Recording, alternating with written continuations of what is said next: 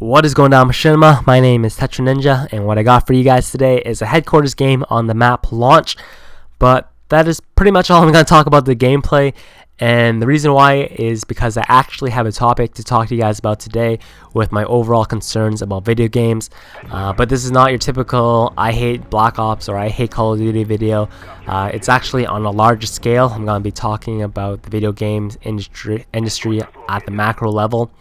And just a quick reference point, a lot of the opinions and ideas that I'm talking to you guys about today were not originally mine.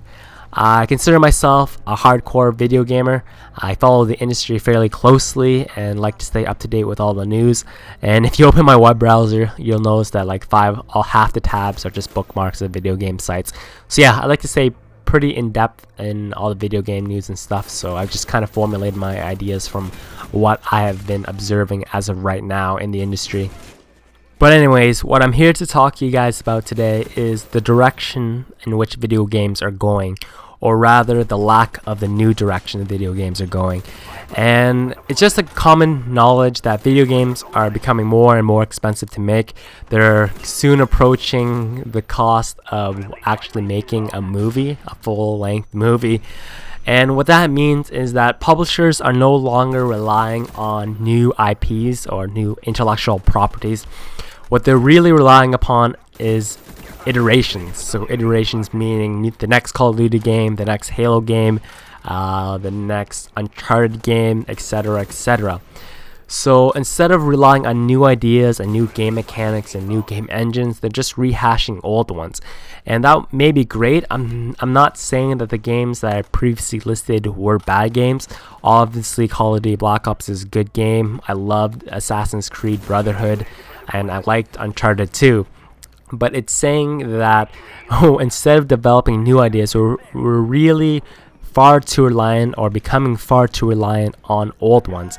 And if you just want a general idea of what I'm talking about, think about next year and what's coming out, and think about what you're anticipating for next year. So I'll give you a quick list of my games for next year that I'm really looking forward to playing. Dead Space 2, Uncharted 3, Killzone, Resistance 3, Bioshock Infinite, Batman Arkham City. And do you notice a general trend right there? Not one of them is a new game.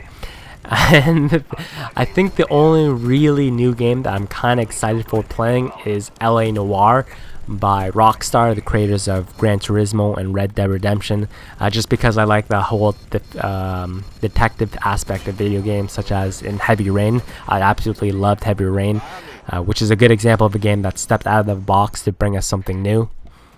But you have to ask yourself, what is the reasoning for this? Why are publishers shutting down smaller studios or shutting them down and then putting them to work on larger studio video games and not allowing much diversity in what they're releasing? And why they're releasing only games that they know for a fact will sell well? And I think I pretty much answered the question for you guys right there. They know for a fact that that game, if it's an iteration of a successful franchise, that it will sell well. A typical example of this would be the Assassin's Creed series and Ubisoft Montreal. Even though Brotherhood did not sell as well as they probably wanted, in their opinion, it probably sold better than any other game they would have created if it was just a brand new game in general. But what I'm not saying is that those games I listed previously that are iterations are necessarily bad games. Michael Pachter said this once on Game Trailers on the bonus round, that $60 is not a lot to pay for a good game, but it is a lot to pay for a bad game. Meaning that if you take a game such as Call of Duty or Halo for example, and you factor in that people get about 20 days played out of those games, then on an entertainment level, 20 days played for $60 is not a bad deal at all. It's probably the best deal that you're gonna get. You'll never watch 20 days worth of a single movie or 20 days worth of a single song, but you will play 20 days worth of video game, which would be a deal. But what he's talking about is $60 being expensive to pay for a bad game. So I'm talking about those games that are really, you know for a fact that the publishers know that's not going to go AAA or get like a 90% on Metacritic. I'm talking about like the movie tie-in games that come out at the same time that a movie is released and all that kind of stuff. So that really brings me to the point of pricing models, and this was an idea that was brought to my attention by Jason Rubin. He's a video game creator. I think he worked on the Dax and Jackster series, and it was an idea that he put forth on the Epic Battle Axe podcast. I don't know if any of you guys actually watch Epic Battle Axe or listen to Epic Battle Axe. It's a pretty good podcast if you're an older gamer like me. I'm 23 years old. So if you are older and you want more information of the video game industry, I highly suggest you listen to that podcast because it's both informative and hilarious at the same time. But what he said really stuck to me, in that the reason why the industry is moving in the wrong direction of just releasing iteration after iteration of a franchise is that the pricing model or the consumer model of selling video games has not changed in a very long time. So if you think about all the ways in which you can buy video games that will go directly to the publishers, you really only have two choices. You can buy either from a retail store for the full price, buy them online once again at the full price, and that is the money that the publisher will see. But the other options obviously are buying them secondhand from like a GameStop or a personal friend or something like that, but that money does not see the publisher at all, so it's kind of at a loss to them.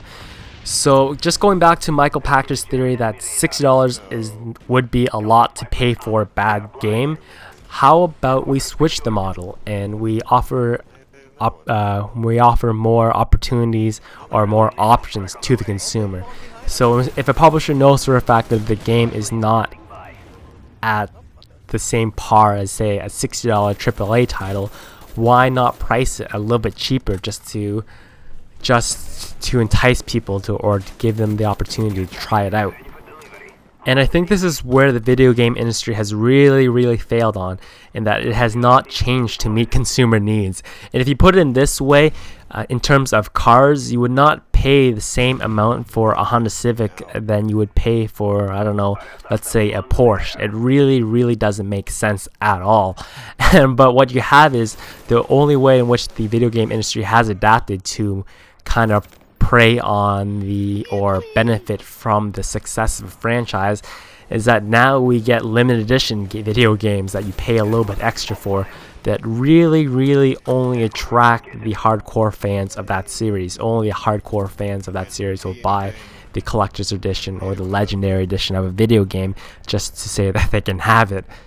So instead of trying to bank on that niche community of the hardcore fans of the series with all their collector's editions, why don't you give more opportunity to consumers to buy more games by pricing the ones that are less quality or are of less quality than the AAA titles, instead of just relying on the AAA titles to kind of just bankroll your company? But instead what you're getting is that all games are being priced the same for the full retail price of $50 or $60, which really doesn't make sense because the average person only buys about 3 to 4 video games a year.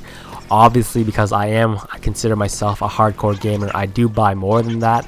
I buy about 8 or 10 new video games a year, but on the average casual level, the average person, like I said, only buys about 2 to 4. And if they're only buying 2 to 4 video games a year, then most likely they're only going to be buying the surefire thing because that is the most bang for their buck. And that kind of acts like a trickle-down effect. If they're only buying the surefire thing, they're only buying the AAA blockbuster, then studios only make those games, and publishers only support those games. And that, I think, is the reason why we're not getting many new games for next year. But if we change the pricing model around, like Jason Rubin said, so instead of having all games priced the same at $60, we price games of lesser quality at a cheaper price, so let's just say $30. So you give more opportunity for consumers to explore their options. They will not rely only on that AAA blockbuster, and they can get 2 games that are basically unfounded or there's no precedent set by another game, and give more opportunities for consumers to kind of just explore the market.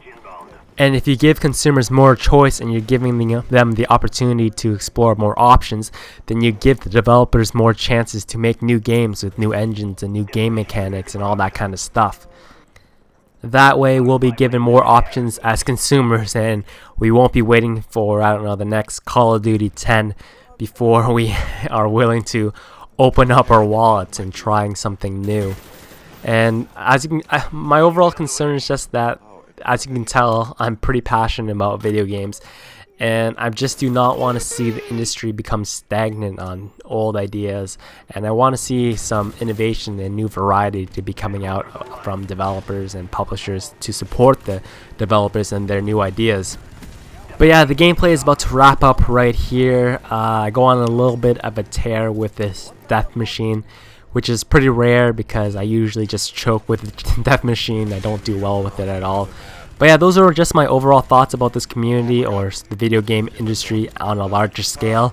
And before you say anything, I know that it is kind of hypocritical to advocate variety and then attach it to a Call of Duty Black Ops video, but I thought this would be the best way to reach the largest amount of people.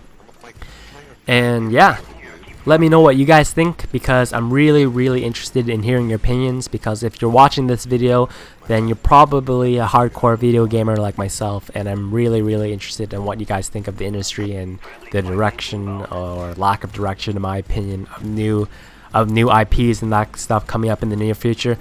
So yeah, the video is about to end right here. Thank you guys for watching, and once again, as always, thank you for Machinima for allowing me to post. And I will see you guys next time, probably for some more industry talk. Peace.